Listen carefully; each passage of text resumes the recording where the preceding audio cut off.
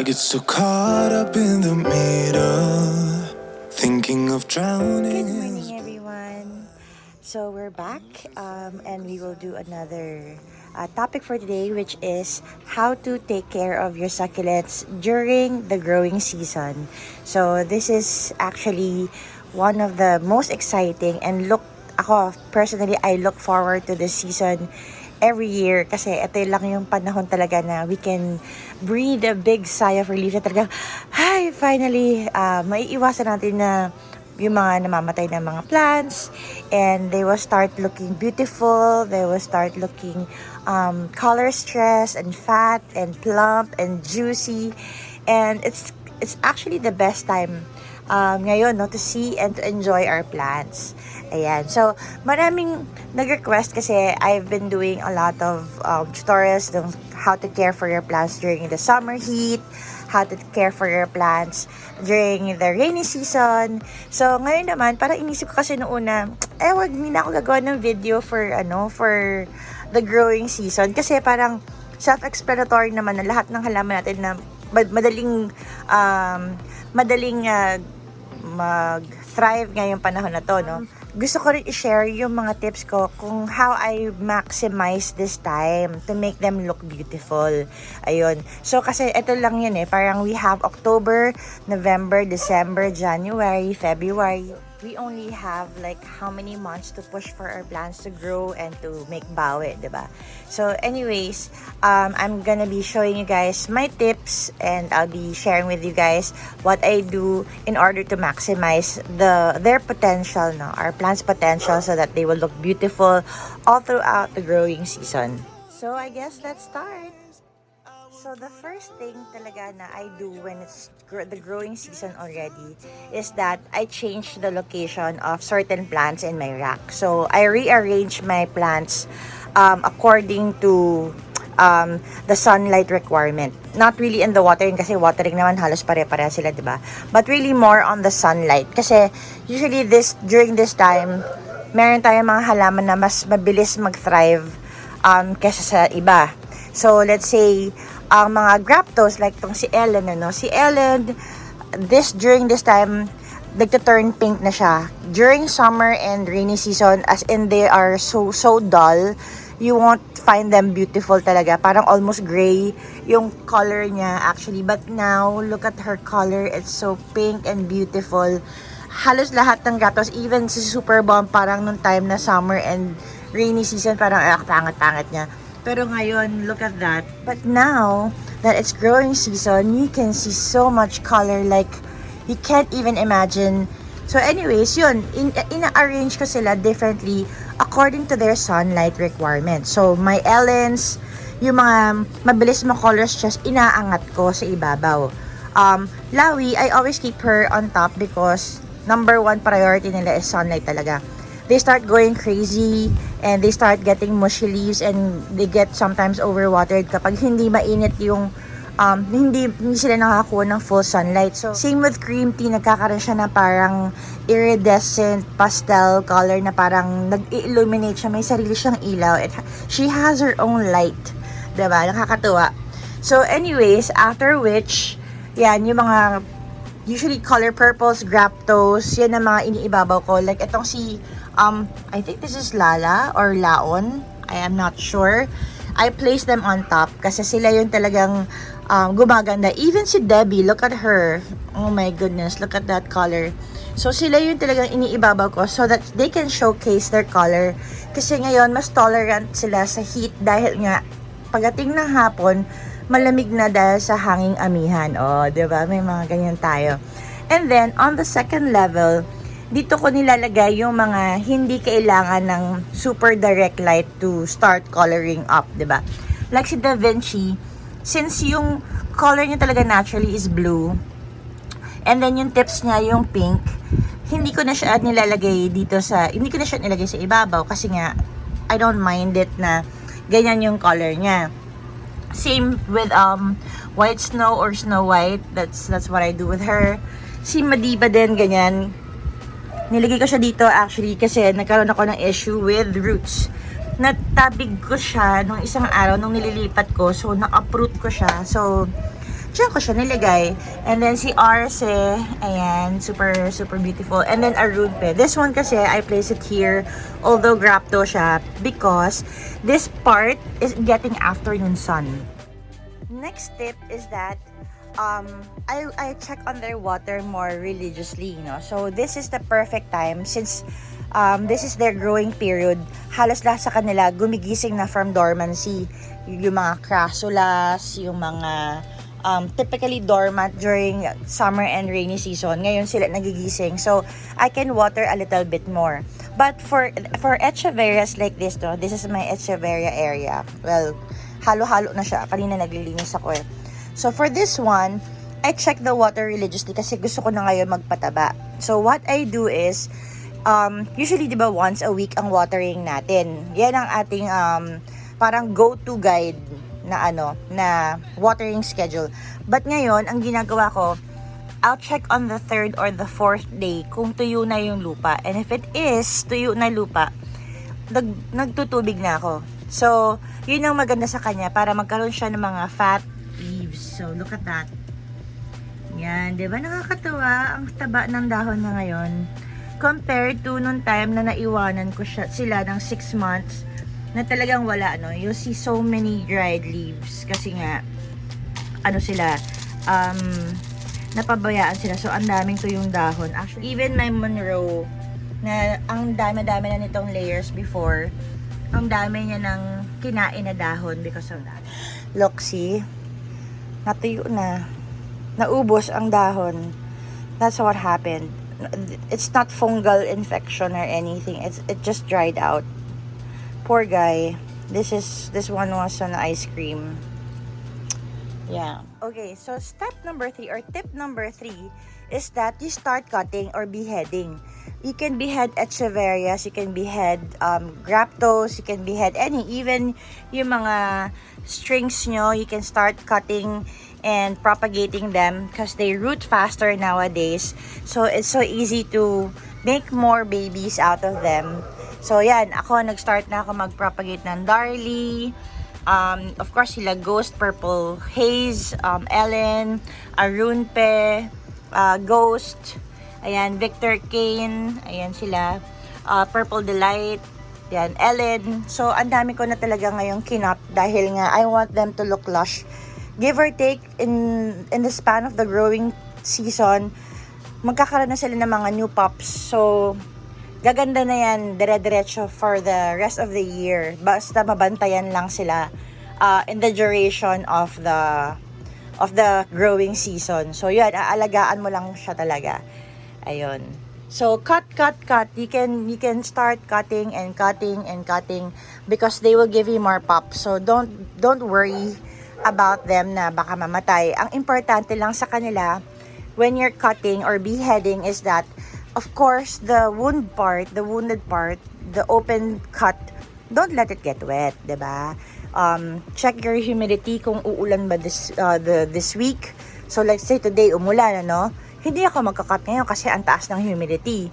Yan yung mga possible sources na baka mag-rot yung stem mo or mag-rot yung mismong cutting. So, kapag ganon, hindi ako nagka-cut. I make sure that at least 2 to 3 days na walang ulan, that there's no rain before I cut. So, how do I know? So, you just have to check your AccuWeather or your weather app in your phone, or you can Google it sa rain forecast nyo. If you do have rain in your area, kasi syempre hindi naman tayo pare-parehas ng rainfall, na schedule sa ating mga areas. So, yan. So, perfect example is this Arce. I've had this in this spot for more than a year. Hindi ko na siya na-repot kasi nga inabuto tayo ng lockdown and I wasn't able to go out. Anyways, ayan. So, she is the perfect candidate. Makikita mo, she's starting to have so many air roots kasi wala nang nutrients yung soil niya. Naubos na. So what we're gonna do is remove her from the pot and then replenish the soil. Tingnan natin kung gaano siya ka root bound. There are some plants na mahirap nang tanggalin, so minsan binabasag ko na yung pot kapag hindi na talaga kaya kasi to avoid damaging the plant too much, This one has been super healthy. Wala ako naging issues dito. So, okay lang na sinasama ko na siya dito sa community pot. Mahirap na siya tanggalin kasi nga club siya. Pag binatak mo, baka maputol lang. So, you have to be careful and remove it from the roots. Until siya mismo yung mag-pop up.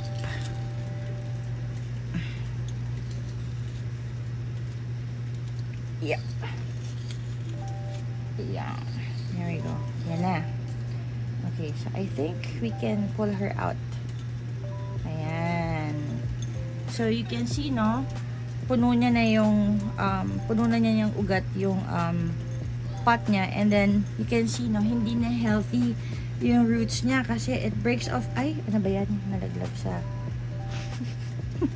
it breaks off so easily, and the roots are not white, it's actually brown. So malamang ito nag-start na siyang mamatayan ng roots dahil nga root bound na siya.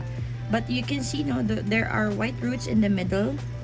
So it's still trying to thrive kahit na wala nang nutrients yung soil. Ayan, makita mo rin, no, yung lupa puro bato na lang halos, and the roots are not healthy anymore.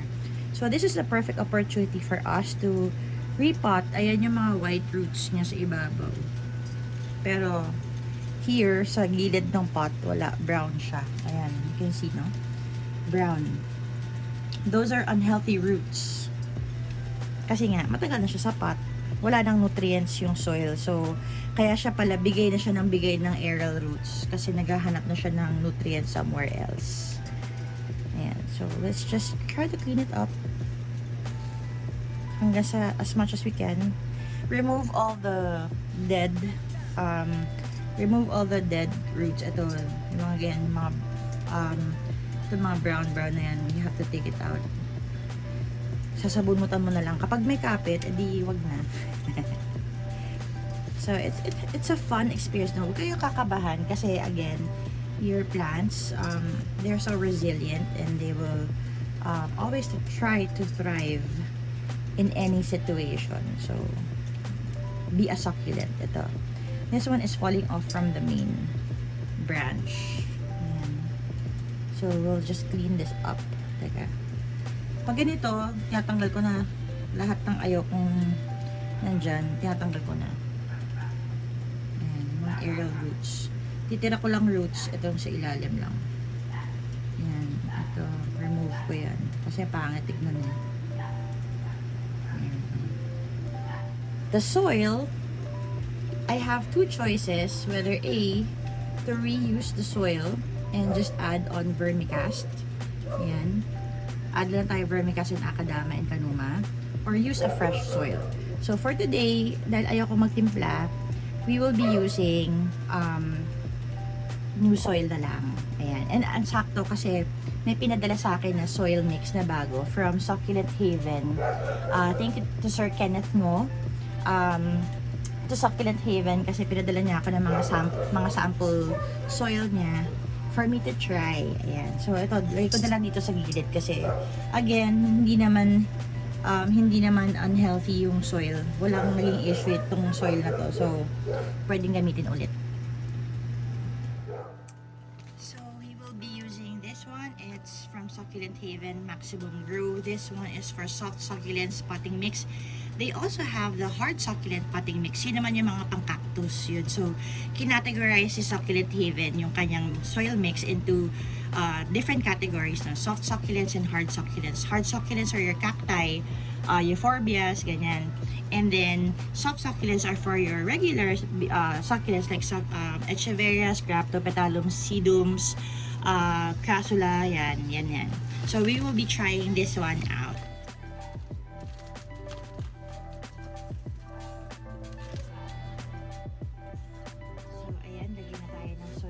This is what the soil looks like. So you can see lava rocks, smaller size na pumice, no? Of course, carbonized rice hull. I think it has also para meron siyang aquatic soil. Yeah, I can see small round ones. It has a little bit of kanuma here. And then parang river pebbles. Ayan. But I don't know exactly kung ano yung nandiyo sa loob. And parang, I don't know if this is compost or vermicast. Ayan. So, that's what's inside the soil. Maganda rin yung amoy niya. So, I smelled it.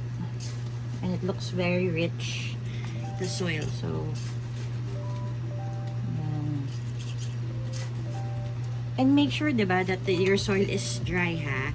Hindi siya basa, hindi siya moist, actually. Dry ito. So, when you're repotting, and then nagsugot-sugot kayo ng ugat, please make sure na hindi kayo gagamit ng moist na soil. Kung hindi, papasupin yung plant and bye-bye chuggy bells ang mangyayari. So, I'm just gonna place it here the way I want to. And then, cover lang again. There we go. I used to sell this in Shopee. I buy this direct from Korea. This one is so helpful to me kasi halos lahat ng mga pinapastabilize ko or nililipat ko na halaman, this is what I use para hindi siya matatanggal sa pot niya or hindi siya matatanggal. And then kapag kapit na yung ugat, saka ko lang tinatanggal, and then I can just reuse it over and over again. So basically, the pack that I sold, the 5 small ones and 5 big ones, kapag siguro for a small garden that you have, pwede ng 2 packs, paulit-ulit na lang yun, iikot ka na lang doon. And then for bigger gardens, you can have siguro mga 4, and then rotation mo na lang siya, okay na siya. So again, yeah, what I do is I just stab it sa gitna ng plant na sa may bandang ugat niya, no? And then this one, the other one, I will place here. Kasi diba gusto natin na nakatayo siya here. So, ikakalang natin siya ganyan. So, para matrain siya. And then again, second level siya para wala siyang direct sun. Ayan. Diba? So pretty. And then last tip is, of course, this is the best time for you to fertilize. Ayan, para sa mga mahilig mag-fertilize during summer, wag, kasi maraming tulog dyan na mga halaman natin. Meron tayong mga summer dormant plants na hindi sila gising, no? So pag fertilize mo, anong nangyayari? You'll burn the roots. So yun yung mga nagiging problem during summer. So but ngayon na growing season na, this is the best time to go ahead and fertilize kasi this will give them the extra boost to grow faster and to grow bigger and plumper. Ayan. So for me personally, what I use is, of course, etong si Plant Culture PH. This one is an organic Nutri-Liquid Plant Booster. So I'm using Nutri-Liquid Plant Booster by Plant Culture PH. This one is you just have to mix 1 ml or 10 drops of liquid booster to 1 liter of water. But since my container is only 500 ml, so we will be using only 5 drops. So we will put 5 drops. 1, 2, 3, 4, 5. And there you go. So again, the way I do it is I water the plant first. Ayan. So pagkatapos niya magtubig, saka ko maglalagay ng plant booster. Ayan. So I just water like normal. Ayan. Very intense yung syringe ko. There we go. So there we go. So that's all I have to do. I'm using syringe now just for showing you guys. I mean, just to show you guys. But syempre, meron akong 2 pitcher na ng water and the plant booster para mas mabilis, diba? Syempre, hindi naman kailangan ng syringe na for that. But just to show you now, I'm just using a syringe. So these are the products that I have been using. So this is an all-organic line by Plant Culture PH. Of course, kanina yung ginamit natin, which is the liquid or Nutri-Liquid Plant Booster. This is an organic liquid fertilizer. So this one is an all-organic plant-based fertilizer. Meron na siyang instructions on how to use it. And ang maganda sa kanya is that this one is a pure Filipino-owned business. So, support Filipino businesses, diba? Lalo na ngayong pandemic. And, if you can see here, ayan, may nakalagay na FPA number 1-1-1IF. So, that number, it means that this product is FPA certified. Ano yung FPA? FPA certification, or yung FPA muna, no? What is the FPA? The FPA is the regulatory body for all agricultural products na chemical, no? So, fertilizers, pesticides. Kaya ang FPA is actually the Fertilizer and Pesticide Authority. So, this is the regulating body of the Philippines. So, lahat ng pumapasok na products dito sa Philippines, kailangan may FPA certification yan, ano? So, these products are FPA certified, meaning it passed through a tedious process, no, to make sure that the products are safe for us and for our plants. As well as, the FPA certification also means that si Plant Culture ang isa sa mga companies, no, na pwedeng mag-distribute, magbenta ng mga pesticides at saka ng mga fertilizers, as well as repack some of those. Like, kunyari, yung mga Osmocote, pwede yung i-repack, no? Dithane, hindi sila nagre-repack. They only sell it per the original packing. Yan, kasi nga hindi allowed yon, ano? So, yun ang importante. Kasi bakit? Effectivity of these products are sometimes compromised if they are being repacked. So, meaning, let's say Dithane, pag ni-repack yan, bumababa ang effectivity niya. So, minsan, akala mo, okay pa yung produkto, bumili ka ng Dithane na repack, and then mag-google ka bakit hindi effective. Kasi ayun pala, expired na siya, ni-repack lang siya ng kung sino-sinong businesses, ganyan, ano. So, in order for you to make sure that you are buying a product na hindi expired or dumaan sa tamang proseso, you look for that number. Ayan, you look for this number here, right there. So, yun yung mga importanteng titignan natin, ano, when we're buying products, especially fertilizers and pesticides. Ayan. So, anyways, they also have a rooting hormone, which is this one, the Sprout Organic. This one, ang ginagamit ko naman yan yung mga first few diligs pag bagong repot. Diba nga hindi tayo nagdidilig after. Ako personally, what I do is I don't water for 1 to 2 weeks pag bagong repot ako or bagong pugot ako, just to make sure that the wound has healed already. And then when I am finally ready to water, this is what I put in the water. So, meron din yung instructions dito. Ayan, madumi na siya, sorry. So, may instructions na siya dito. So, you don't have to guess kung ano yung dosage, anong ilang ml ba yan to what ml is already here. Ayan. And then, of course, ang ating pang-fight ng ating mga pests, we have the organic neem oil. Ayan, you can see, no? It's a very thick solution. So, this one, this small bottle will go a long way. Kasi nga, drops lang, okay na siya per liter. And then, this one is my growth booster. This one, I use for my, for kapag feeling ko medyo may deficiency may deficiency yung plant.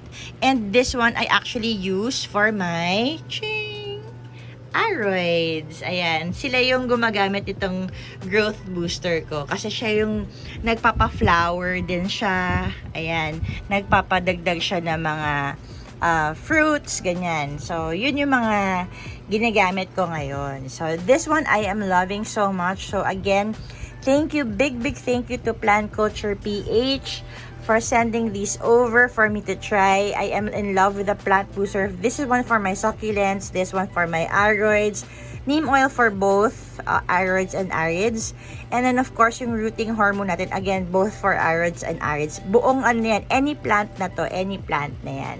So again, thank you Plant Culture, I love it so much. So let's check out what's inside. This one is again the hard CNS potting mix. You can use this for your agaves, for your cacti, ayan, astros. Ito siya, ayan.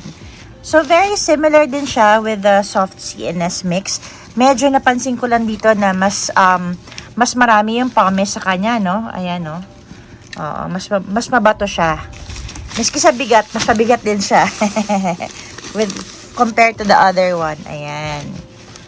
So, parang napansin ko na for the soft CNS, for the soft CNS potting mix, mas mataas yung kanyang organic component. And then, dito naman, mas mataas yung inorganic or yung mga talagang bato-bato niya. Ayan. And the next one, we'll check out the soilless potting mix. This one is for all-around plants. Pati sa mga, siguro, herbs mo, pwede to, no? Ayan. Oh, wow. So, you can see, no, meron siyang ipa sa loob. It's fresh ipa. So, you can clearly see, no, that this one is a little bit different from the other ones. This one, again, has lava rocks. And this one has pumice. And it has ipa. Yun ang kanyang parang biggest difference, no? May ipa siya. And then, most probably, meron din siya mga compost dito or vermicast. But mostly, ayan, makikita mo, it's ipa, pumice.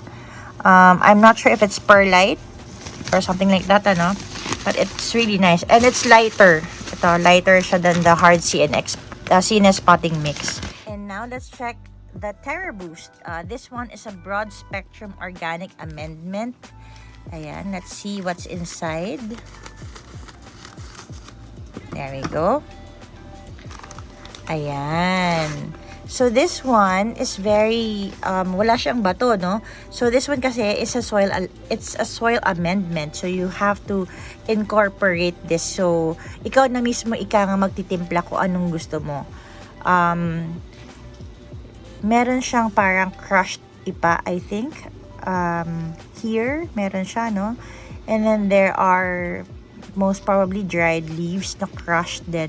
I don't know the exact formulation. Syempre, secret nila yan. But we can only guess and try to decipher what it is. But this one looks very rich.